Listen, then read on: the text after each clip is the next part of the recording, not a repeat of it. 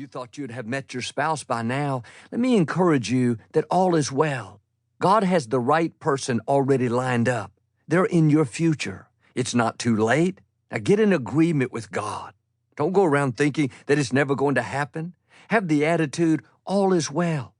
Your child may have made some poor choices. Worrying is not going to help. Losing sleep is not going to change it. All through the day, let this all is well be in your thoughts. You'll hear that voice saying, what if he doesn't change it? Answer back, all is well. What if it doesn't work out? All is well. What if he gets into more trouble? All is well. Replace the thoughts of worry with all is well. The medical report may not have been good. Be easy to let these negative words play over and over. You're not going to make it. Learn to live with it. No, turn off that recording and put on this new recording. All is well.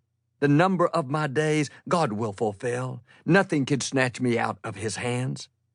You may be in a legal battle. You don't like it. It isn't fair, but you say all is well. The trap the enemy set for me, they will fall in themselves.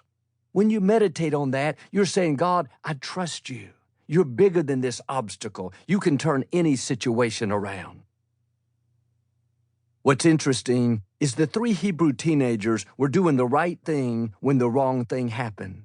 Being in God's will doesn't mean you won't have difficulties. You can't reach your destiny without opposition, unfair situations, and people that do you wrong.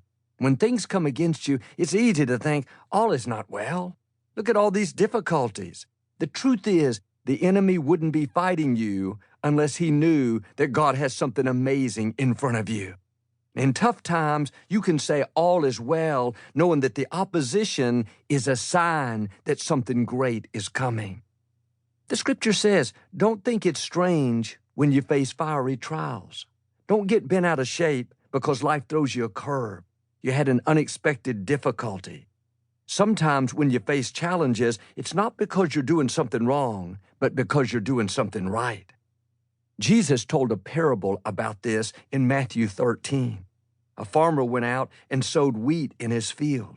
It was good seed. He was doing the right thing, but in the night, while he slept, an enemy snuck in and sowed weeds in his soil. When the seed sprouted and began to grow, the weeds sprung up among the wheat. His workers asked, where did these weeds come from? You didn't sow these seeds. Anytime you're doing the right thing, you're honoring God, being productive, helping others, don't be surprised if you find weeds among your wheat.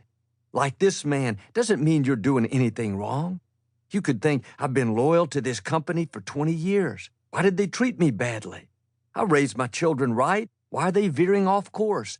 Those are simply weeds that the enemy has sown into your field to try to discourage you, distract you, get you off course. The good news is the weeds cannot keep you from your destiny. If that trouble was going to stop God's plan for your life, He would have never permitted it. I've learned that the weeds always spring up right before the harvest. When your business slows down, a child starts acting up, you have trouble in a relationship, don't panic. You are close to your breakthrough. Your harvest is about to come. That's why those weeds are springing up.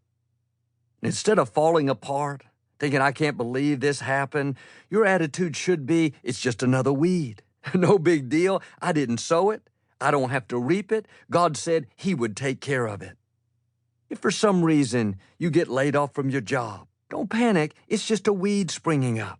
If you'll stay in faith, God will give you a better job. If you get a negative medical report, don't get discouraged. God, why me? No, look at that sickness as a weed. It's not permanent. It's temporary. It can't keep you from your destiny. You're a child of the Most High God. Maybe a friend did you wrong, walked out of a relationship. The next time you see him or her under your breath, just say, hello, weed. You don't need them in order to become who God created you to be. The parable ends with the workers asking the farmer, should we pull up the weeds? He says, no, just wait until it's time to harvest the wheat. At the right time, they'll be destroyed. That's what God is saying to us. When weeds suddenly pop up in your life, the unexpected challenge, the sickness, the problem at work, you don't have to fight those battles. Don't spend all your time.